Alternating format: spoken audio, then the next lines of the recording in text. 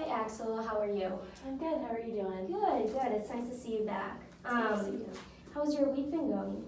My week's been really good. This past week I've just been working on my GED prep. I've been trying to spend and log a lot of hours in with the library to try to get my score up because my test is coming up in a few weeks. Oh wow. I met with my psychiatrist and we went over how I'm doing my bipolar medication. I've been doing really good on it. I've felt happier and more stable than I have in a really long time. Good. So yeah, it's been overall a really good week. Good. I'm glad. So I don't know if you remember our last visit or not. We kind of just went over informed consent, and that I'll just kind of recap some main points in there. So the biggest thing is confidentiality. What is said in this room will stay in this room unless you express suicidal or homicidal thoughts, child abuse or neglect, or elder abuse or neglect. So outside of those three things, everything is kept confidential. So, but I am a mandated reporter, so I will be forced to report those three instances. But other than that, it's confidential. We also discuss risk and benefits, and that's kind of just, the thing of it might get worse before it gets better. And then also fees, which does not apply to you. So you will not have to worry about any sort of payment. Does that sound good? Do you have any questions about that? No, I don't have any questions. I remember it from last time. Okay, good. So today I will kind of be doing just a short assessment, kind of about what's going on in your life, how that's been affecting you, stuff like that. So I'm pretty much just going to be asking you a lot of questions, and that can be, very difficult to answer. It can maybe bring up some negative emotions, and it can be uncomfortable to discuss. So if you need to step out, please feel free and let me know if you need to take a break. Is that okay? Yeah, well, for sure. I really appreciate that. Okay, good. So this assessment will be useful to me in kind of seeing the correct resources that our agency can connect you with, and what will better you in your life. So that's kind of the purpose of this visit.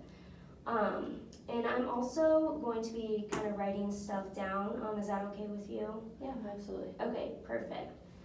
So I remember at our last visit you mentioned kind of your drug use, your current drug addiction, your incarceration, and some mental health issues. Did I kind of recap all of that? Mm-hmm. Okay, could you maybe talk a little bit about that and how that's been affecting you? Yeah, so I'd say I first got into drugs when I was in middle school. Mm-hmm. But I first started presenting some anxiety Right. in early elementary school when my mom left. Okay. My mom is also a heroin addict, and she moved to Tennessee to continue to do all that. Addiction, right. Yeah, while my dad stayed here to raise me. But I'd say the mental health stuff started progressively getting worse as my drug addiction got worse. Okay. So I started off on like little weed, doing stuff like that, and then eventually got into pills and some more hardcore like narcotics. Right. So I'd say that's where all that started, and then it eventually led up to my full-blown heroin addiction. And then during my senior year of high school, I killed a local police officer while on a heroin bender, which landed me my stay here in prison. Okay. Wow, that must be very difficult to deal with. Yeah, it kind of has been. Yeah. So out of kind of the three main things, your drug addiction, incarceration, and your mental health, do you think it would be best to kind of start out by discussing your mental health and how that's been with you? That's totally fine. Okay, perfect. So as for your anxiety, and I know you said your mom had left when you were young, is that kind of when you first started noticing your anxiety occurring? Yeah, I would say it would start first started presenting itself. Okay. When my mom left, it started off more of like a separation anxiety. I was a little too young to really know Right. that she was like gone for good Right. and not coming back. Wow, that must have been very hard, to kind of come to a certain age and realize, that she had left for good. So, when do you notice that your anxiety is maybe better throughout the day or it gets worse throughout the day? I would say that my anxiety peaks typically when I'm fiending for drugs.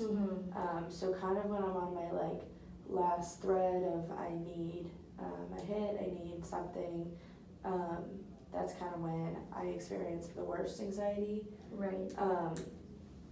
I probably experience the least amount of anxiety when I'm high. I kind of just don't think about anything. It's only the like euphoric feeling that I have of being on drugs. Right. So I think that if that answers your question, that's when the least is when I like least feel anxious. Okay, I gotcha. So how often do you notice that your anxiety is occurring? Now it's not an everyday occurrence anymore. When I was at like my peak of my heroin addiction, that's when I would say that I had experienced it pretty much all day, every single day. Right. If we're talking about now, I would probably say it happens maybe 2 or 3 times a week. Just sometimes that random, I need a hit right now.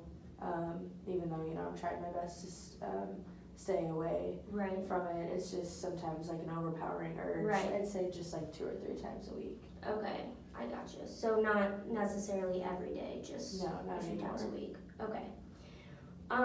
So where do you notice that it occurs? And also kind of how does your anxiety present itself? Like what type of symptoms do you get? Yeah, the most frequent symptoms for me when I'm in like an all-out anxious episode would probably be it presents itself as super like anger. So I'm like throwing stuff around, I'm screaming, I have no control of the loudness of my voice, of stuff I'm picking up and throwing, and swinging my arms around and putting other people in harm's way. But then when it's kind of like a lower level, just like I'm feeling a little anxious, it's more of just like the sweaty palms, the fast heartbeat. Milder symptoms. Yeah, and a lot of pacing. I like pace back and forth a lot if I'm feeling a little anxious. Right. And that makes sense that, it presents itself in different ways. Everyone has different symptoms with it.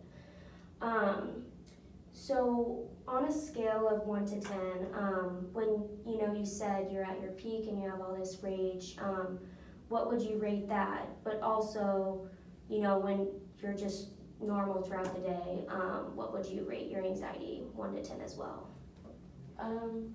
When I'm at like my peak anxiety, I would probably say it would be about an 8 or 9. And the only reason it's not as a 10 is because I'm aware that I'm in an anxious episode. Right. I'm aware of what's happening. Okay. But then on an everyday basis, it's usually just about a 1 or a 2. Just your typical, like the sweaty palms and just, the tightening of the chest, feeling a little anxious. But it's typically not, unless I'm in like a full out episode. Right. It's only about a 1 or a 2. Right. And that, makes sense that you always kind of have that anxiety in the back of your head. That's completely normal, with everything that you've been through and everything that's going on. But then, last thing, how long do your episodes last? Do they last like a few minutes when it's at its peak? When it's at its peak, it can last anywhere from 10 minutes to an hour. I don't really have experience with many coping mechanisms on how to bring it down, so it kind of just goes as long as it wants to. And then, but if I'm able to like catch it and, at like an early start, It's only a few minute ordeal. You know, I might pace around for 5 to 10 minutes, but I'm only getting like tightening of the chest Right. and rapid heartbeat for a couple minutes. So it's just, it just kind of depends on the situation. Yeah. Okay. So we only have a few minutes left. So we talked about a lot today, mainly your anxiety, how that presents itself and how that affects you in your life. So in hopes of moving forward, I think our agency can definitely help in connecting you to the right resources to better yourself mentally. I know you had even mentioned something about, developing some coping mechanisms, so I'm sure our agency can definitely help you with things like that. How does that sound? Does that sound okay? Wonderful. Yeah, it sounds Okay. really good. Do you have any questions? No, I don't think so. Okay, great. Well, I will see you at our next visit next week. Is that okay? Yeah. Okay, Absolutely. perfect. All Thank right. you.